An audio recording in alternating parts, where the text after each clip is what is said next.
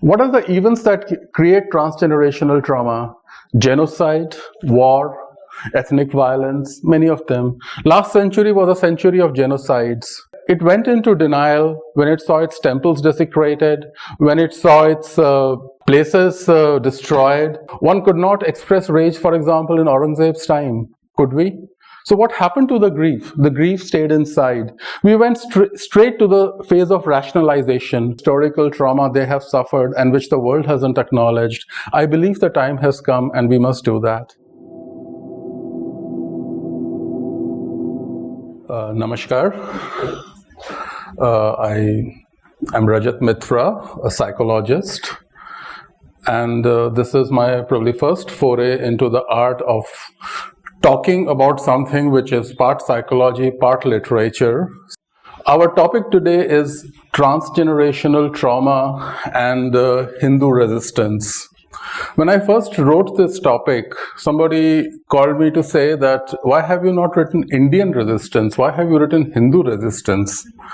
So I said that I just want to be more specific. That's the only reason. So he said that if you write Indian resistance, probably more people would come because it would mean more secular. So why don't you change the word? So I said, no, I don't think, because I will be more honest and authentic if I write Hindu resistance. And by writing Hindu, I'm not excluding anyone. I'm just talking about a group. I'm just talking about myself, my identity. So the topic transgenerational trauma and Hindu resistance is a vast one. We can fill up entire textbooks on that, but I'm going to speak briefly about my experience, my journey as a psychologist, about how I came across these topics. I first heard transgenerational trauma as a word around 30 years back. I was at a conference, it was in Europe, and there were psychologists from across the world who were researching on issues like genocide, apartheid, and there was no proper record or documentation of all these areas. So it was on the fringe of psychology or mental health. Genocide, apartheid, racism, they are by and large not discussed in mental health, but they are being discussed right now.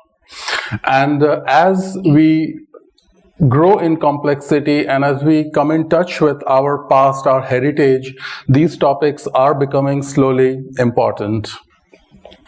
So I came across that topic and I realized that it has a close connection to our culture.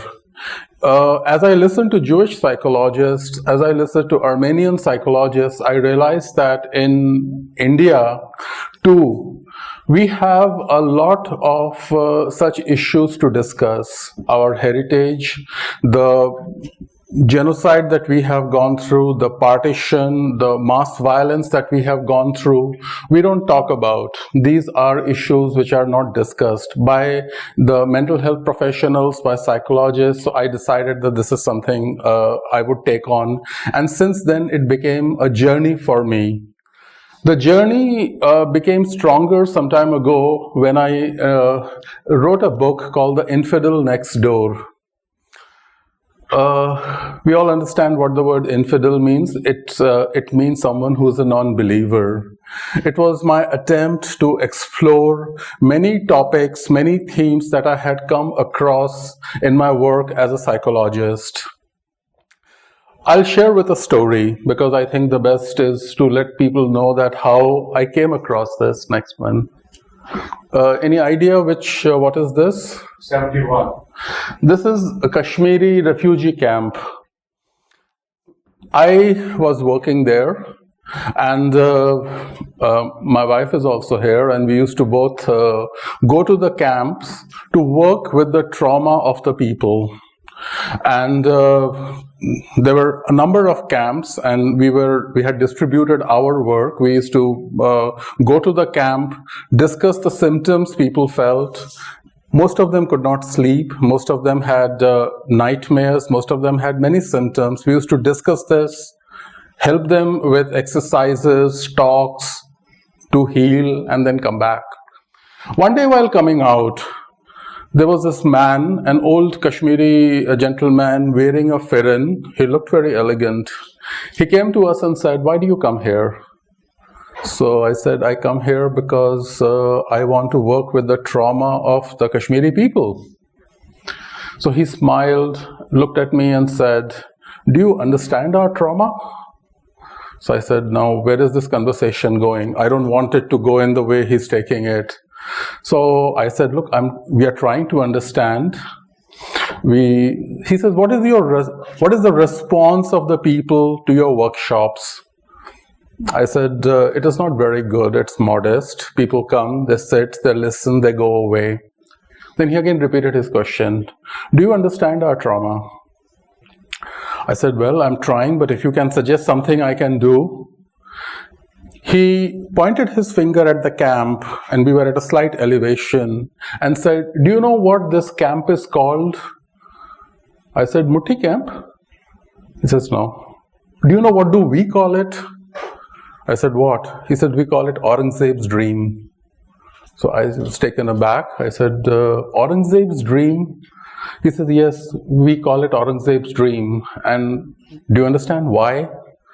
I said, "No," but he said, "Then go and search. When you understand why we call it, then probably you will get a better response from people." Now, to a Western trained mind like me, it was quite, frankly, insult. Okay, here is this person telling me that, but anyway, I went back. I started studying about Aurangzeb. I had vaguely known him as someone who was anti-Hindu, who was fanatic, this and that, nothing more than that. But I was curious to find out that why a school teacher came up to me pointing at the camp of Kashmiri Pandits and said, "This is called Aurangzeb's dream." I studied about Aurangzeb. I discovered that in almost 300 years ago, somebody had told Aurangzeb that if you can convert the Kashmiri Pandits to Islam, the whole of India will convert. So if you can convert Kashmir to Islam, the whole of India will follow through. So hearing that, he had asked his governor that convert all these people and don't care about the methods. And then those people, they went along with Pandit Kriparam, who was a prominent Kashmiri leader, to the 9th Guru Tegh Bahadur, and asked him for support, saying that he's trying to destroy us and, can you help us? So Guru Tegh Bahadur decided to sacrifice himself. He went to Aurangzeb. There was a dialogue between both of them. He refused to convert despite being threatened, and Aurangzeb ultimately killed him and his people, and he could not convert him. So he got saved. The Hinduism, as we understand as a religion, many people say that they got saved because of that. I was very touched when I read this. When I went back again to the camp, the group was sitting there, and I told them that I have studied about Aurangzeb, I understand what and suddenly I noticed a change in the group. I could see that they had become alive. They felt that we were connecting with each other. He says, "Aap hame samajh rahe hain," they said in Kashmiri. And a whole lot of disclosure followed. People started talking about themselves like never before. Some of the women came forward and said that we were sexually assaulted, which we could never talk about. Things changed. It taught me a very important lesson, that I had been in my life seeing trauma as a group of psychological symptoms. But now I began to understand trauma as also having a historical component, a historical nature. And since then, whenever I have worked all across the world, I have found that trauma has to be understood in its historical context.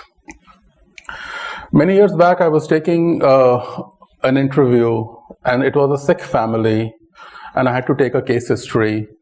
I asked the elderly man who was there, कि मुझे family history लेनी है. I have to take the family history. He looked at me and said, "What do you want to write?" "Just write, we are a partition family." So I said, but I still want to write that what happened. He says, no, we are a partition family. So for him, the entire concept was that it's a partition family. We carry trauma within ourselves, and we carry it as a historical root. That is what I would talk about, and how it is important for us to understand that all over the world, societies are beginning to see their trauma as having historical roots. Today, psychologists have done research, and it has been found that we can see up till the 5 generations back as to how trauma took its origin and developed. So what happened in your family, what happened in the extended family till 5 generations back can be understood. So we will talk about transgenerational trauma. The second aspect I want to talk about is that it sounds very interesting, isn't it? Pattharbaz gang. So I have worked in Tihar jail for many years, and one of the groups there at that time when I was working was called Pattharbaz gang. Very unusual name, but Tihar has many gangs like this, and their activity as a group defines what they are called. Pattharbaz gang, so and so gang. These gangs are solidly ensconced with each other. They have a unity which is to be seen to be believed. They know everything about each other. That's what they called a fatta, their family. Now, I started working with them. And what I heard from them, they were all stone throwers from Kashmir. Okay? Now, what is it that they said to me about stone throwing? We have all heard about stone throwers, right? But do we really know them psychologically? Do we know them, what drives them? Stone throwing is part of jihad and will give us azadi. They say that. One day, every child of Kashmir will pick up a stone and will throw so many stones that the sky of Kashmir will turn black. This was said to me by one of the persons. Ek din jo hai, hum pure Kashmir ka jo, I'm saying it in Hindi, that pure Kashmir ka jo akash hai, wo kala ho jayega. I became man of the house after throwing the first stone at the army and breaking his skull. An enemy, however powerful, can be brought to his knees by throwing stones. Stone throwing is not a mechanical thing. I mean, today we hear about that they are given money to throw stones. But behind that, there is also a deep ideology that they carry when they say that it's a prayer that we aim at an enemy taking the name of Allah, right? We do that. It's a spiritual thing for us. Stone throwing is not something where we mechanically pick up a stone and hit. We believe that the ground from which we pick it up, it becomes a force equal to 100 bullets because it has got the power of the ground, and this ground belongs to us. So I learned about stone throwers, right? I learned about the trauma of Kashmiri Pandits, and now I will the next one.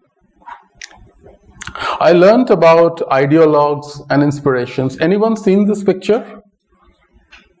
Sounds interesting in a talk on trauma and thing. Do we know this person? This is Sanjeev Kumar, one of the famous heroes of earlier days, right?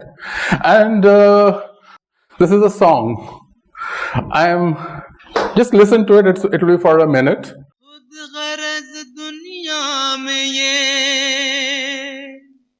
इंसान की पहचान है जो पराई आग में जल जाए वो इंसान है अपने लिए जिए तो क्या जिए अपने लिए जिए तो क्या जिए तू जिए दिल जमाने के लिए अपने लिए जिए तो क्या जिए अपने लिए जिए तो क्या जिए तू जिए दिल जमाने के लिए. Anything special about this song? Anything that strikes you? Okay. What if I were to say that this song shaped and molded someone whose name became a terror?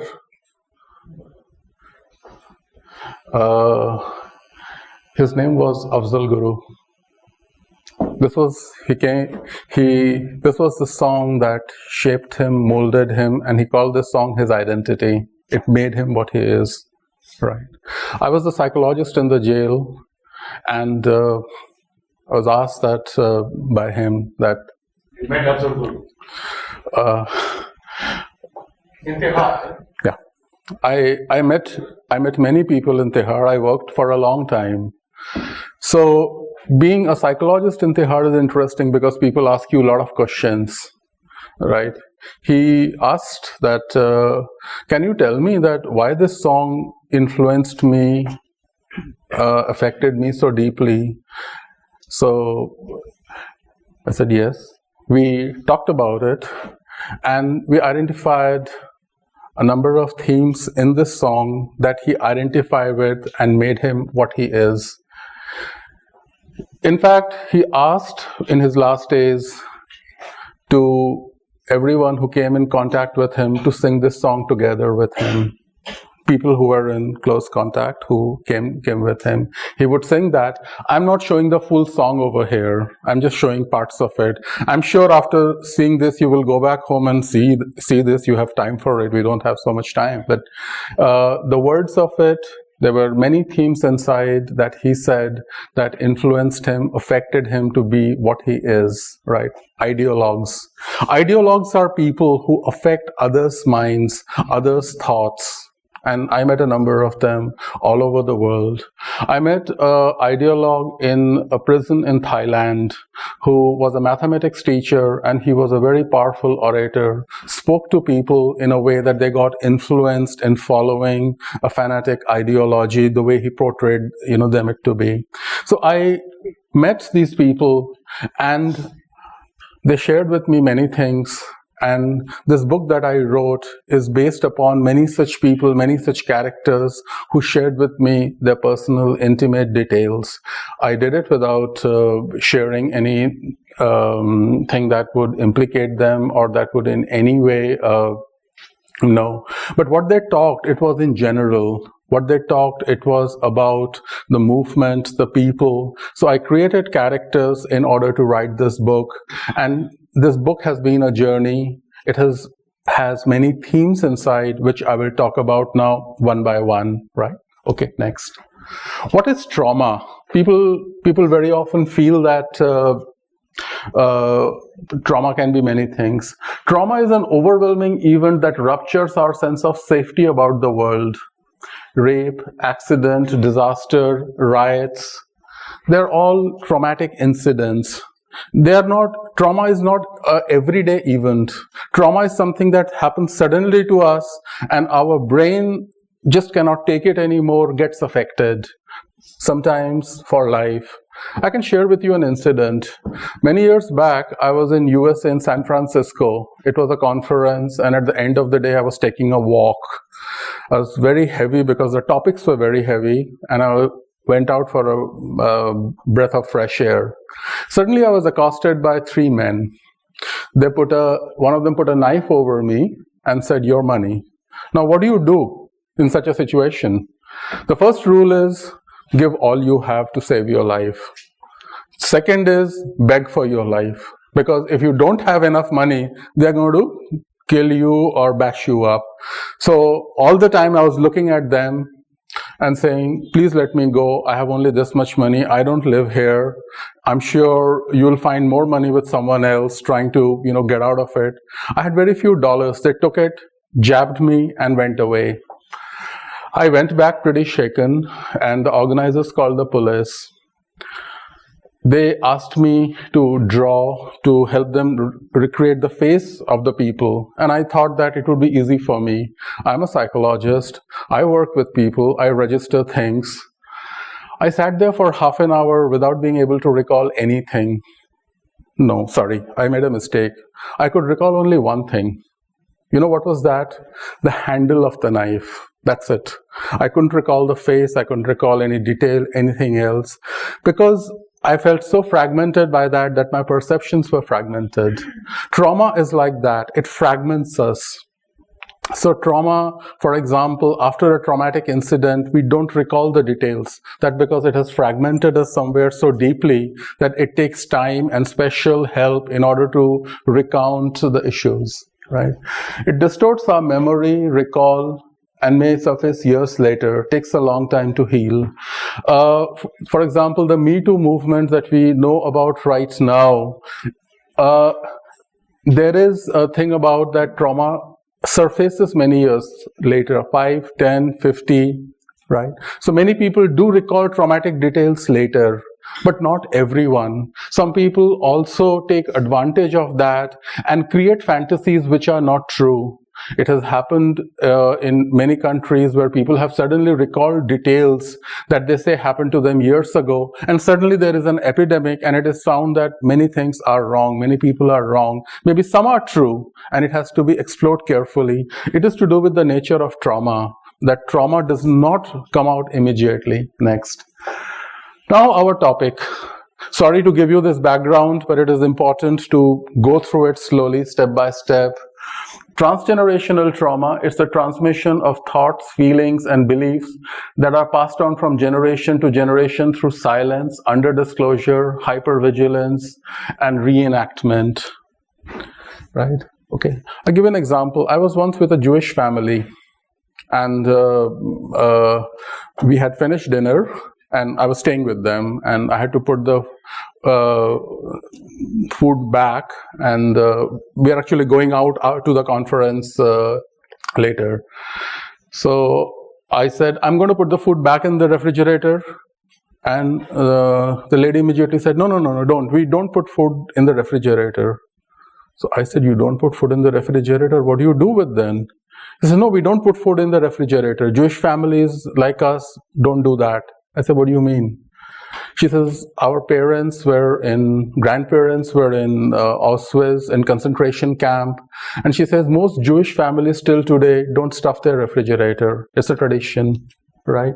It is enacted again and again that enact their trauma. It is difficult for Jewish families even today to stuff their refrigerator, many of them, right? So even though the trauma may have taken place 70 years ago, they are constantly reenacting that, right? We pass on trauma through silence. There are issues in the family nobody talks about. There are issues in the family we don't disclose, or we disclose so little that the children make up things to believe that yes, this is what may have taken place. That is how we pass on trauma, and that's the nature of trauma. Next. What are the events that create transgenerational trauma?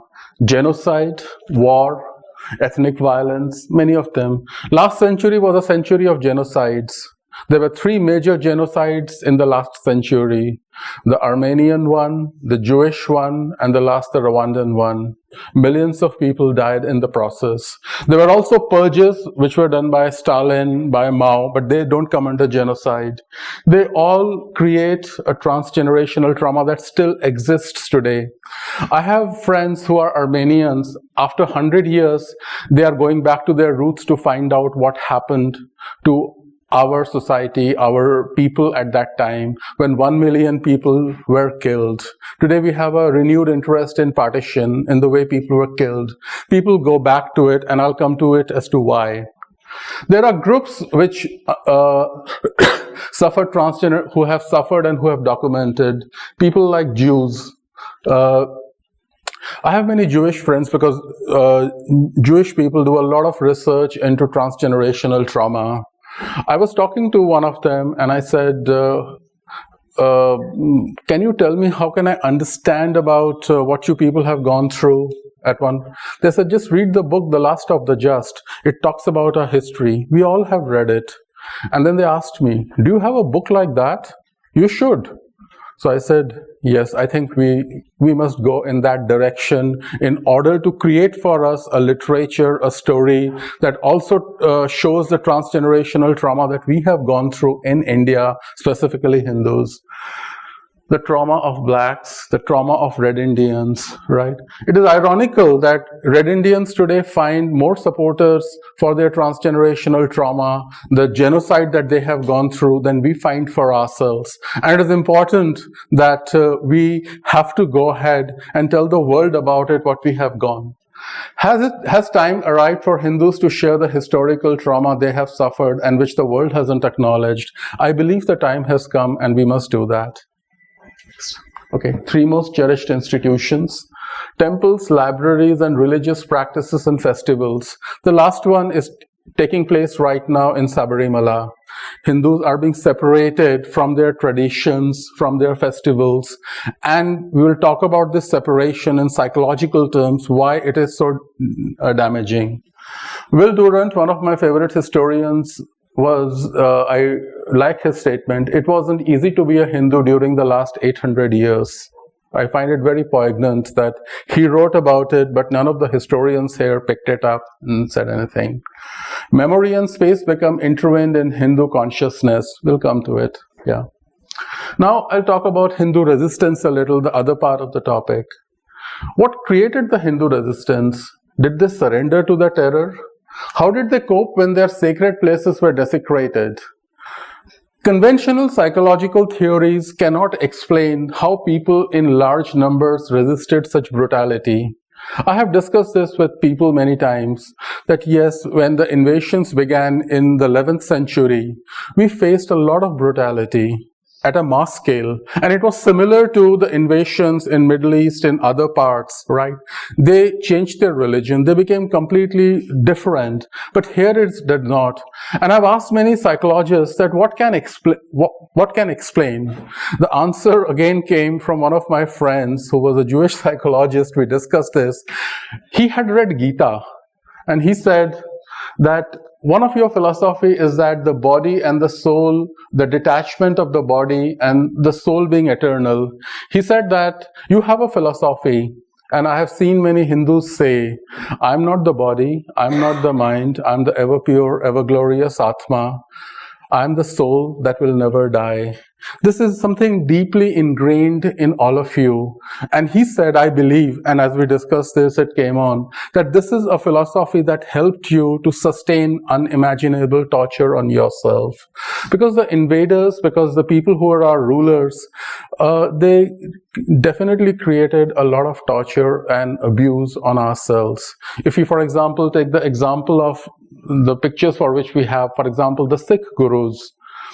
We have documented history of your flesh being torn out, your body being slowly decapitated. For example, when Aurangzeb ordered Tegh Bahadur to be killed, he said, see to it that only one drop of blood falls at one time. When he asked his disciples to be killed, they were boiled alive. Now, these were not exceptions. These were regular things in those times.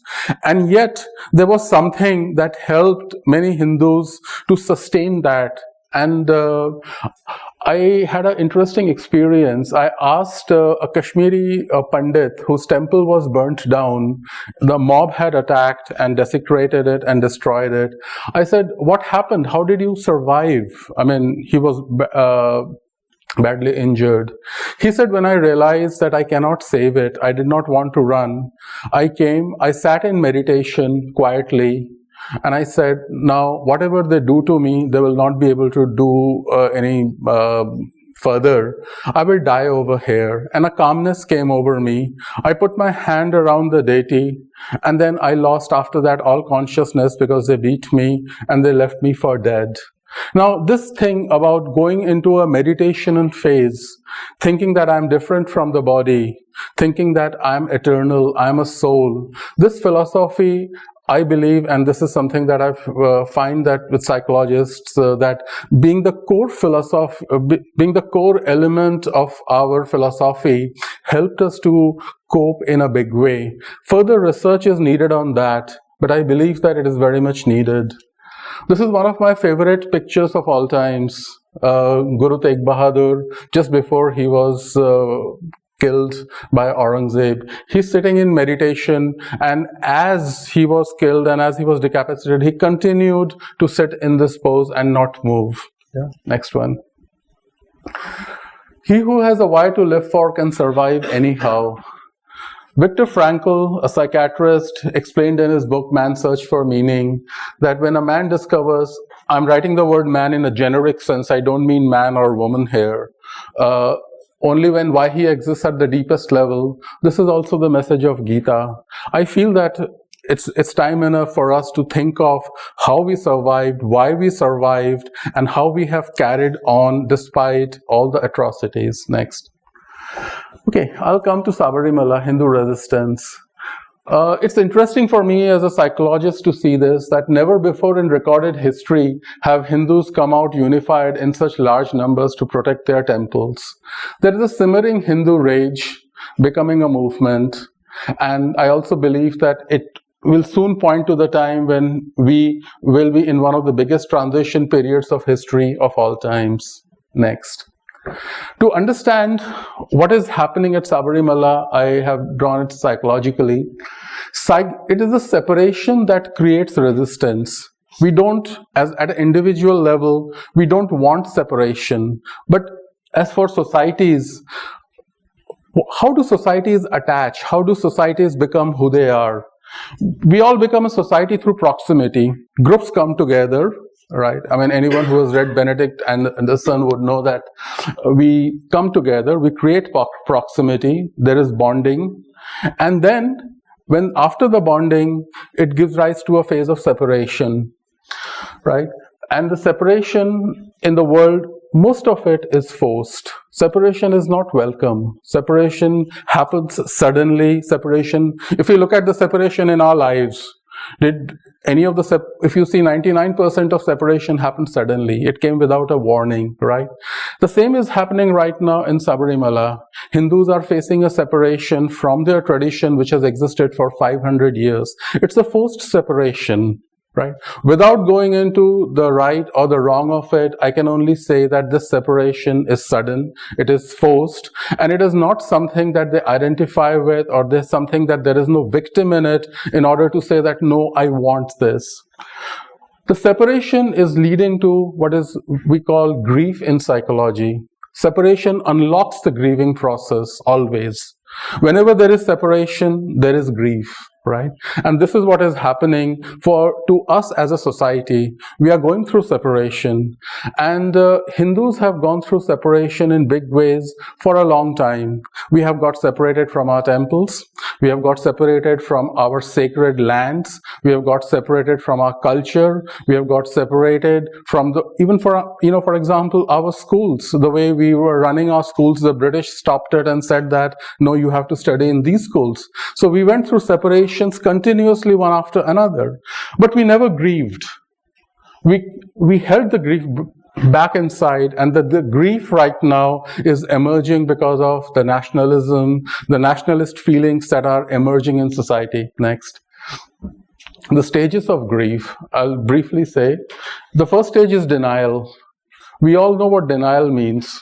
When we hear a bad news or a tragic news, what is our first reaction? No, this is not true. This cannot happen. We use denial to protect ourselves. And then there is rage, there is sadness. But our society, the Hindu society, it went into denial when it saw its temples desecrated, when it saw its places destroyed, and it could not express rage. One could not express rage, for example, in Aurangzeb's time, could we? So what happened to the grief? The grief stayed inside. We went straight to the phase of rationalization. By withdrawing into ourselves, we carried our activities within the perimeters of our home. I'll come to that later. So we missed out all this, rage, sadness, fear, and now when the separation happens again, all this will take place. There will be rage, there will be protest that we are seeing right now in Sabarimala, right? The other phases are something that comes later. This is from the works of Elizabeth Kubler-Ross, who was also one of my teachers and who was one of the greatest psychiatrists of all times, who worked with people who were in the terminal phase and who showed that how people, and then she surmised it and said that this is also applicable to systems and societies. Next. We are in a separation phase right now. We as a society, it has unlocked our grieving process. We are beginning to see the assault. And we also realize that a Hindu mass movement is probably the need of the hour and is the dharma, right? I spoke to people, many of them, and they said that mass movement is not for Hindus. And I always used to wonder why. And now it is not so. Many of them say, no, we need a mass movement. I was asking someone who believes that Hindus should become a political entity, they should become a social entity, and he said, no, we must have a mass movement. So I asked him that, why do you think we need a mass movement? Why have you changed your opinion? He says, for one reason. Hinduism's core principle is self-renunciation. And we have always believed that self-renunciation comes by withdrawing, by isolating. But mass movements also give us self-renunciation, and that is what we need to realize.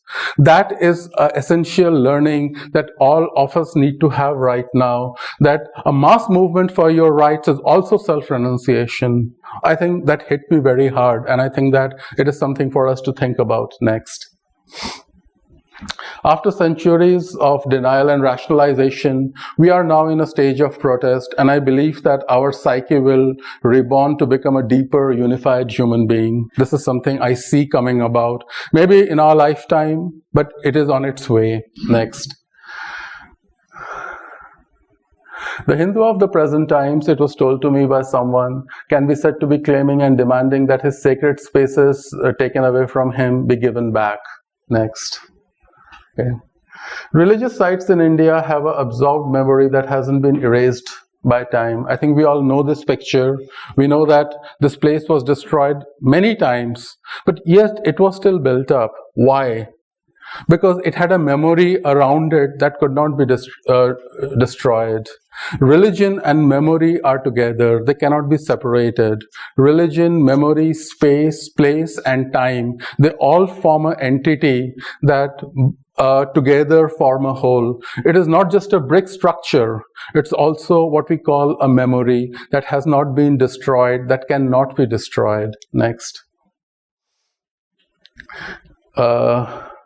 Every religious place is a space with an absorbed memory. These are from the works of people who have done research into religion, memory, and space. So I'm just writing the things, I think they are self-explanatory, that a space brings together us as a race. I once interviewed a car sevak. He told me that, our goal is not to destroy the mosque, a very controversial statement, but our goal is to build a Hindu identity that was lost over there. If the temple is built, and he said and if we gather around it, it will create a new Hindu identity, right? It's an identity issue. Next. Hindus, Buddhists have undergone a pain and suffering that others followers do not understand because it has not been part of their experience, right? This is not to say negative things about anyone, but Hindus and Buddhists have gone through desecration and destruction of their places, and that is something that remains part of their psyche. It's my favorite saying, a man who's warm cannot understand the pain of a man who's cold. Alexander Solzhenitsyn. What we have gone through, and it is important that if others have to gone through, they have to go through some of the same process. I don't want any religious structure or anyone else's religious structures to be touched or destroyed. But it is important that they understand that what others have gone through in order to bring peace. Yeah, next. Okay, do you see the two structures? I mean, controversial but different. Do you see a similarity in them? We all know what the structure on the left is. Do we know what is the structure on the right? The structure on the right is Red Indians protesting about their sacred space where they used to pray, a pipeline being made through that. They're saying that this is something that we do not want to be changed. And surprisingly, they found support for it from all over the world. Intellectuals, professors, everyone said that no, their sacred space is important. So why is it that there is a difference? I'm not saying that we destroy it, or I'm not saying that, but sacred spaces are universal everywhere, and it is important to understand that it cannot be different at one place and different at another. And it is important that all religions, we do understand the notion of sacred space. We have sacred spaces all over India. We have sacred spaces all over the world.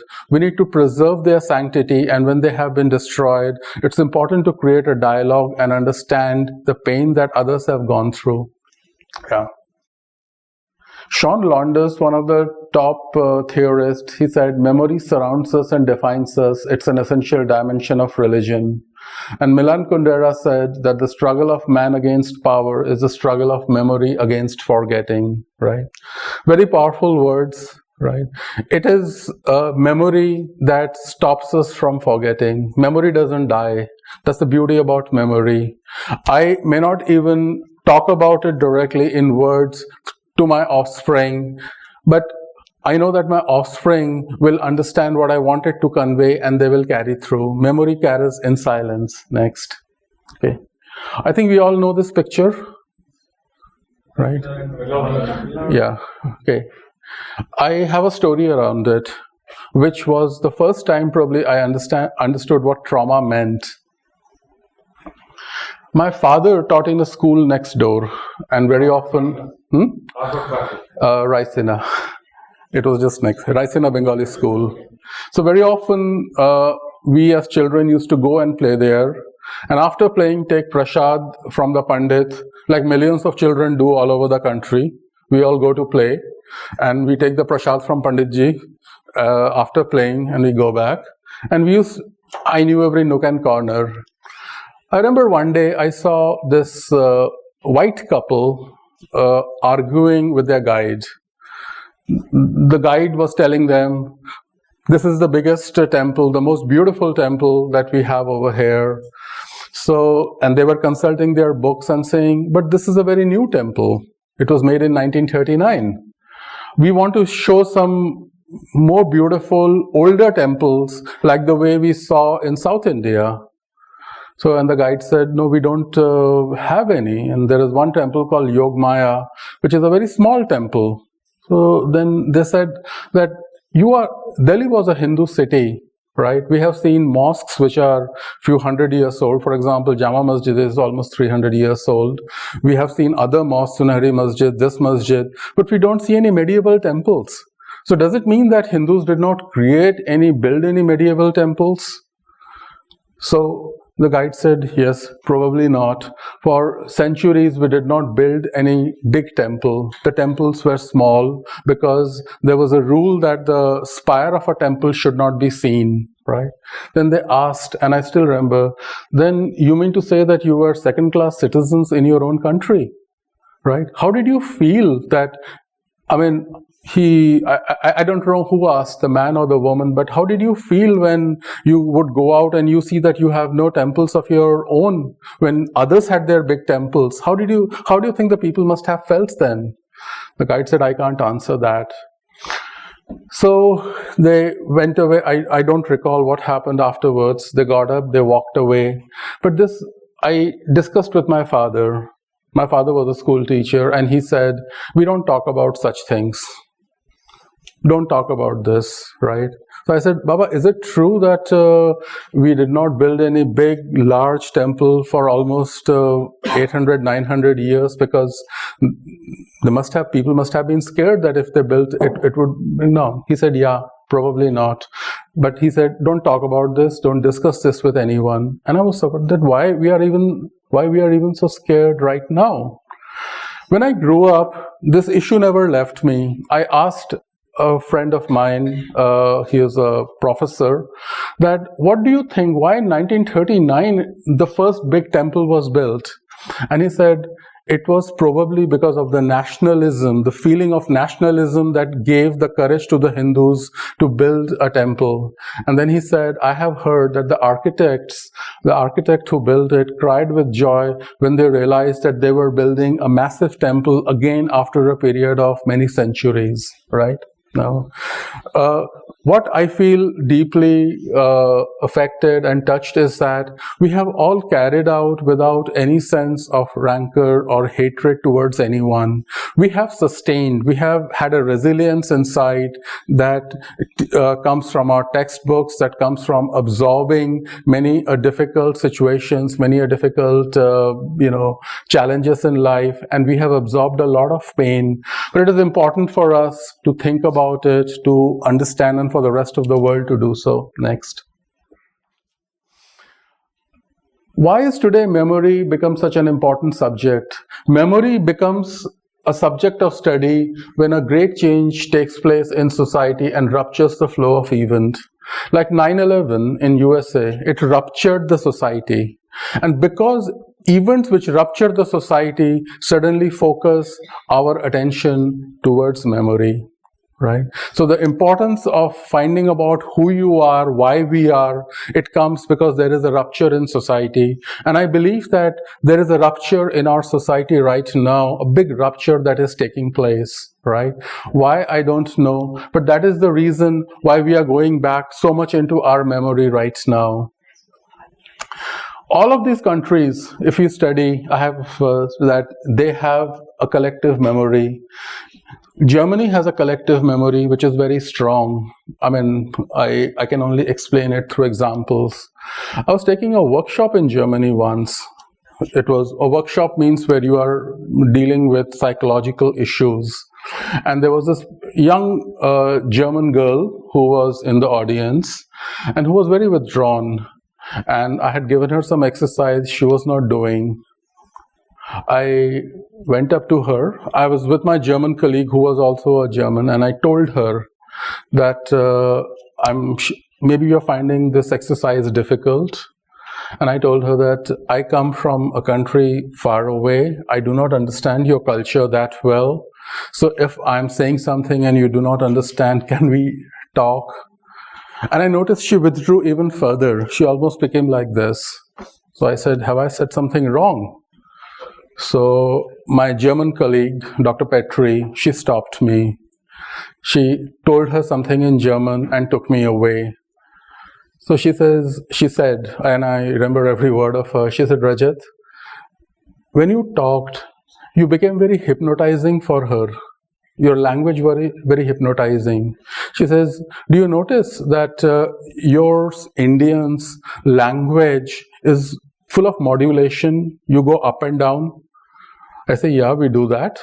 She said, have you noticed how we Germans talk? I said, well, now that you say it, you Germans talk straightforward, one tone, one level, like, you are going in one of your highways, on a Mercedes at 200 kilometers per hour, right? No modulation, nothing. She says, yes. In Germany, if you talk in a hypnotic language or you with modulation, we withdraw. We don't trust that person anymore. So I said, okay, that's a revelation for me. But why? She says, you know what Hitler did to us? Hitler's voice was deeply hypnotic and modulating. Since then, we don't trust anyone who talks in a modulating manner or in a hypnotizing way. So don't talk like that again. So then afterwards, I've taken numerous workshops in Germany. I always talk at one tone, at one level, and don't go above that. And I'm very successful, believe me. The German says, very good workshop. We enjoyed it very much. Thank you very much. And I say, yes, that's right. Okay. So you see, one person, even after 70 years, even before that, they say that in our culture, we do not allow anyone to we have made a decision, we won't allow anyone to take advantage of us. And that is why we prefer that this way, right? I believe that in India also the period of last 70 years has tried to rupture our relationship with our past through distortion and falsification. And that is why this rise of memory in our present day. Next. This was a question we had a seminar on memory. Religion engages human conception of space and place. Somebody asked, what would be Judaism without Mount Sinai and Moriah? I asked a Jewish friend. He says, we can't imagine. What would be Christianity without Bethlehem? We would die. What would be Buddhism without Sarnath? The Buddhist monk said, I can't imagine this. He seemed to have got affected. What would be Islam without Mecca and Medina? I don't think I should even say anything right on that. What has been Hinduism without its sacred places then? A wound, a grief. That is something that we need to take note of, heal, and fill that. Otherwise, as time goes by, it will be more difficult to fulfill that. Next. Control over sacred places. I'm not saying that we do it forcefully or with violence, but control over sacred places is necessary for rewriting the history of any country, its people, its development, and its identity. It's true all over the world. It's not an exception here. Right? Next. This is something I already explained. The present interest in memory and rewriting of history, it comes from the rise of nationalism. It's true with many parts in the world. It may not have arisen because of a falsehood built around a freedom struggle, that whether it was violent or non-violent. And lastly, defining the deaths of revolutionaries as a sacrifice and primary cause of freedom would have led to the birth of the idea of a new nation in very different emotional terms. That's what I believe that is something that there is an issue about who gave us freedom. I feel it's a very welcome debate because it opens us to a new possibility that did not exist before. Next. Transition of society in the present is something I already said, so I just that. I believe that the historian of the future will be one who can become a memory man to link us to our memory that has been suppressed so far. It is important for us that we find a bridge between the memory we are carrying and the history and the gap between that, and the task of history is to bridge that. Right. Next. Historians no longer have a monopoly over history. The statement was made to me recently by a professor from JNU. I have professors in JNU as friends. I get into vigorous debates with them, and this was a statement made, and I felt it was so good that I need to write it. They no longer have a control over writing of the past. People in India no longer trust what is written in textbook, and past has ceased to have a single meaning. I believe these are very welcome developments for our country, for our growth, for new debate and dialogue. Next. Pierre Nora, I don't think that many of you would know, but one of the world's greatest historians from France who wrote a history of France in 7 volumes. He was bothered about the gap between memory and history. Right? He wrote this very beautifully. Memory is life, born by living societies founded in its name.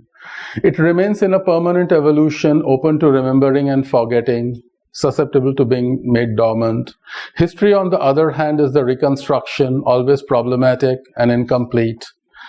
History is suspicious of memory, and its true mission is to destroy it.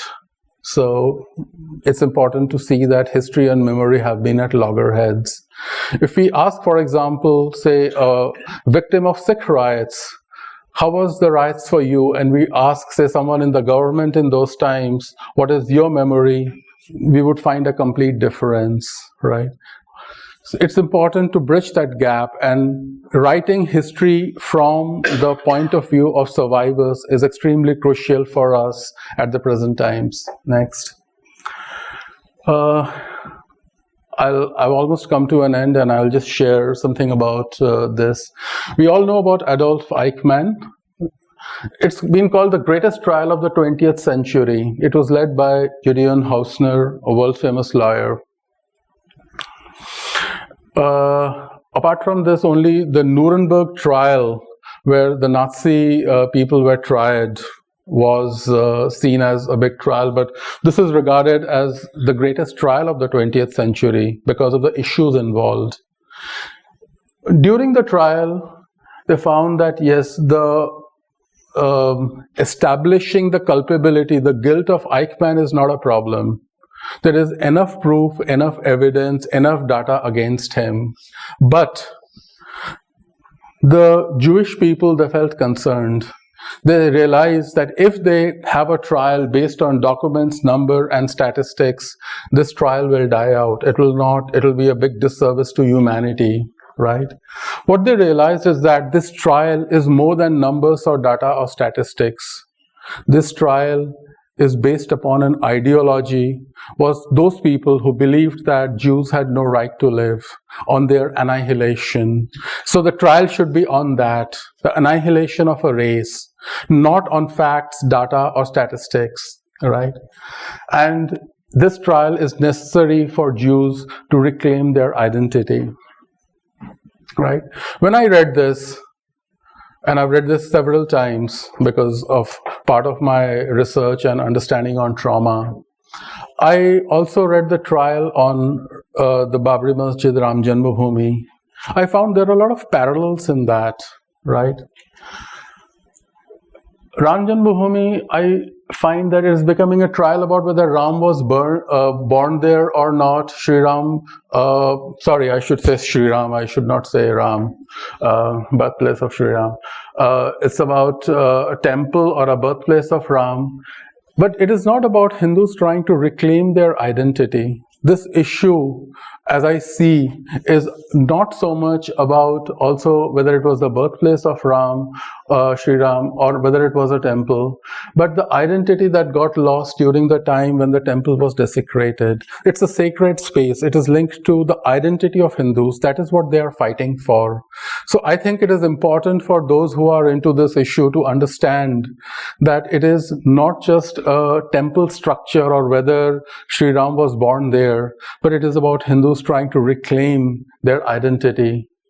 The destruction of the temple, including this temple, was to destroy a civilization, a way of life, and faith of a people who had built it over thousands of years, right? I'm saying this because there is enough evidence right now to show that there was a temple below that, or even if there are other temples where it was built, the goal was, it was not that just a temple was destroyed. No. Yes, a temple was destroyed. The physical structure was built, but it was also much more a destruction of a civilization, a way of life. Next. Sacred spaces have an absorbed memory. When they are built again, they restore the memory to its people, leading to closure. In India, we have had enough trauma, there is need for healing. We need closure. And I believe that a dialogue and a deeper understanding will lead to closure. Dialogue leads to closure. I have friends in South Africa who were part of, one of them was part of a Truth and Reconciliation Commission. They say that they brought the persecutor, the perpetrators together, resolved the issues, and came to a closure, right? We can do so over here. People are not the problem. It is the ideology. It is the belief system that you carry. That is the problem. That is what I found in my career. I come almost to the end of my talk. This place is Anantpur Sahib, where Pandit Kriparam went to Tegh Bahadur to ask that Hindus be saved. When my book was finished, we decided to make a pilgrimage over there. We had both the Kashmiri Pandits who went there at that time, and the Sikh priests over there who blessed us. And I felt a fulfillment, a completion of the work that I had taken upon myself to write this book and also to finish the process. That's me, that's my wife Nidhi. He's the president of Pannun Kashmir, and they are the head priests over there who blessed the book, and to whom I gave the chapters from the book about the dialogue between Aurangzeb and Guru Tegh Bahadur. They read it, they okayed it, and they said that this is the way the Sikh records, we imagined it would have happened. So we blessed this book. It was important for me to do so because I felt I must go back to the same sacred space about which I had been touched many years ago by that man at the Kashmiri refugee camp. This is I'll just give you the context. The protagonist of the book is Aditya Narayan, a priest's son who goes back to Srinagar, where his temple was destroyed 300 years back, and he goes over there. He listens to a story from his mentor, who is Gurudev, and this is the story of Aurangzeb and Tegh Bahadur. So he asks for the story. How many times will you listen to the same story? Gurudev shook his head and smiled. I promise this is the last time. He looked at Aditya, the longing gaze on his face and locks of hair that fell by the side, together added to an expression that made it impossible for him to say no. With a sigh, he asked, "There are so many other stories, but you only want to hear this one." "I like it, that's all." Children say that very often. My daughter says that. "Why do you want this one?" "I like it, that's all. Isn't that enough?" So, Gurudev began, "Over 300 years ago, our country was ruled by a cruel emperor, Aurangzeb. He killed his own brother, imprisoned his father, and became an emperor. Then he decided to convert India into an Islamic country. Why, Gurudev? Because he thought that if other countries could become Islamic, why not India, where he, a Muslim ruler, ruled? He imposed heavy taxes on Hindus called jizya and enforced humiliating conditions so that they would give up their religion. He ordered his officers to bring 1 mound of Janu in weight every day by killing or converting Hindus. Many were killed, but many gave in due to fear. Did he succeed? Aditya asks. No. His cruelty frightened many as he destroyed Hindu temples all over India. Wherever his armies went, they would build mosques over them. It is said that his armies would throw the deities under the stairs of the mosque so that people trample on them. Did it break the will of Hindus? No. A large number of Hindus choose death over conversion, and Aurangzeb faced a dilemma. If Hindus choose to die, who would he rule over? He decided to try and convert all the Pandits of Kashmir first. Why Kashmir? Because Kashmir was the seat of Hinduism, and his belief was that if Kashmir could be converted, the rest of India would follow. He ordered his governor that all the Pandits of Kashmir be converted to Islam or be put to death. Hearing this, Pandit Kriparam, a prominent Kashmiri Pandit, along with a delegation of 500 Pandits, went to Guru Tegh Bahadur, the 9th Guru, at Anantpur Sahib. Why did they go to Guru Tegh Bahadur? Because Guru Tegh Bahadur was known as the protector of the weak. When the Guru heard about their suffering, he said that a sacrifice was necessary to teach Aurangzeb a lesson. His son, Guru Gobind Singh, who was only 10, heard him and said, "Who else but you can do that sacrifice?" He was my age and could say that to his own father? Aditya said, widening his eyes. Yes, beta. In olden times, children took great responsibilities. Life was so brief, right? I remember reading this part to my daughter one day, and she said, "You mean to say that children at 10 could say that? That means that in olden times, life must have been really difficult, that I feel so privileged that I don't have to say something like that to you or to anyone." Then what happened? The Guru told them to return and tell their governor, Iftikhar Khan, that he should send this message to Aurangzeb. If you can convert the Guru to Islam, then the whole of India will convert. But if you can't, you would have to give up your dream of making India an Islamic country. On hearing this, Aurangzeb felt that his battle was won. Converting a single person would not be any problem. His name would be written in golden letters. First, the Guru and the disciples were brought in front of the Qazi, who threatened them with dire consequences if he didn't embrace Islam. The Guru listened to him with amusement and refused. Then the Guru was brought to the emperor's court in chains. His presence brightened the royal court, making all the jewels look pale. Even though he stood on the ground, he appeared higher than the emperor, who sat above him on the throne. The Guru looked majestic with his flowing beard, his eyes so powerful that they could see through your soul. Aurangzeb could not look at him in the eye. Tegh Bahadur, you came here to embrace Islam, one of the emperor's courtiers finally said to him. No, I didn't, the Guru thundered. I said, if you can convert me to Islam, then the whole of India will follow. And if you can't, you will give up your dream. Let us see if you, Aurangzeb, have the power to do that. I dare you to convert me. If you fail, you will stop the forced conversion of Hindus and the desecration of their temples. The silence was deafening. Do you know whom you are talking to? One of the courtiers asked, who finally found his voice. If you embrace Islam, the emperor promises to give you a high post at his royal court, and you will be given many jewels and have the biggest harem in his kingdom. The Guru laughed. The pillars in the hall seemed to shake with his laughter. His laughter was like a lion's roar. When Aurangzeb looked around, he saw his whole royal court sitting there frozen. "You fool," the Guru thundered. "You think you can lure me in the name of God the Almighty? You think if I call him by any other name, saying that that's the only right path, then I acknowledge my path is wrong? Who led you to come to this mistaken conclusion?" "How could the Guru speak like this to the emperor?" Aditya asked. "Those who stand up for others and are the embodiment of dharma develop such a quality," his Guru replied. "And he called the emperor a fool in front of everyone?" Aditya laughed. Aurangzeb sat unable to utter a word. History will not forget this day, his courtiers thought, when the emperor of India looked so pathetic in front of an obscure Guru. The Guru continued, "God is one. Whatever name you call him, he is the same.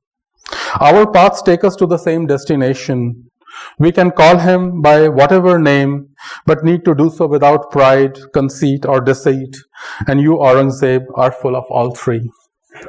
"Why did the emperor remain so mute, unable to say anything?" Aditya asked. "Proud men lose their tongue when confronted by someone who speaks the truth," said Gurudev. The emperor said, "Can you show me a miracle that you are a holy man?" "No. I will not do something so foolish to convince you, Aurangzeb." "Then this is the last time I ask you, will you convert or not?" "No, I will not. Not now, not ever, even if my body is cut into 1,000 pieces." The emperor had never felt so humiliated. Tomorrow the whole of India would know how the Guru had refused his offer. Not only would his subjects laugh at him, but also future generations. He spoke. "You fool, you stand in front of me in chains. I can put you to death before you can blink your eye." "Yes, you can, Aurangzeb. You can kill my body, but not the spirit of my people." "I have never seen someone more pathetic than you, Aurangzeb. You, the Emperor of India, is acting like a beggar, begging me in front of your whole court. Take him away. Torture him for 40 days until he repents. If he does not, behead him so that only one drop of blood drips at a time," Aurangzeb screamed. "Then take the head of him around the town so that everyone can see." The Guru laughed. "Who lost today, Aurangzeb? With all your might, you could not convert a single unarmed man." After several days, the Guru was beheaded and his head paraded around the town. Finally, some of his disciples managed to take his body away and perform the last rites. Today, that place where he was beheaded is known as Gurudwara Shishganj. "It would be wonderful to sit at the feet of such a master, even for a day," Aditya said, his eyes moist. "Today, the world remembers the Guru as Hind ki Chadar," Gurudev said. "There is no other example in history where a prophet gave his life to protect the people of another religion. The legend is that to avenge his humiliation, Aurangzeb wanted all Kashmiri Pandits to be killed until they convert to Islam." Gurudev, each time I hear this story, I try to imagine what Kashmir is like. "Oh, Kashmir, there is no place like that on earth. Surrounded by snow-covered mountains, its beautiful forests, rivers, and lakes, sitting by which you feel transported to another world. Hinduism reached its zenith here thousands of years ago. Saints came from far to meditate in its caves and wrote manuscripts." "Did you ever go to Kashmir, Gurudev?" "Yes, I meditated in a cave near Amarnath. It was surrounded by snow." As Aditya got up to leave, he said, "Gurudev, may I ask you a last question?" "You may." The Guru was against all hatred, wasn't he? Yes, he opposed hatred in the name of religion. Why do people hate, Gurudev? Hatred is never born in a day. It lives for many years in the human heart before it develops a face. Can I try and become fearless like the Guru? Yes, if you follow the path of dharma and never hurt anyone, even an ant. Gurudev, Aurangzeb's dream to make India Islamic, what happened to that dream? You will know it one day. It's too late now. Go. So this is the chapter on the dialogue between them. And I think we have limited time, so I'll just read. This is when Aditya talks to his mentor. He's a professor, Professor Begh. I have one question. Is the history of people different from the memory they carry of their past? Professor Baig smiled. History, Aditya, dies 1,000 deaths, but not memory. Memory holds us together and gives us hope when wars massacre, tear our continuity apart. It's our memory that keeps alive the story and sacrifice of our heroes. You are a historian. Don't you find it a problem to trust memory over history at times? No. Their conflict is eternal. It's our memory that heals us, not history, from injustices of the past. History puts a blind on us, making us believe we are prisoners. History is like an empress, angry with a whip in hand, who demands obedience to the written word. Memory is the mother who holds us in embrace, protecting us when our soul needs answers. I thought holding on to memory is painful. Yes, sometimes it is not us who hold the memory. The air, the mountains, the land hold on to the story of its people. If you're careful enough, you will hear that. I was on the verge of giving up. Aditya walked out after taking leave. He looked at the sky. He felt as if his thoughts had scattered into a million pieces, leading to a warmth radiating inside him, telling him not to despair. So I think these are 2 paragraphs, and you're welcome to read more.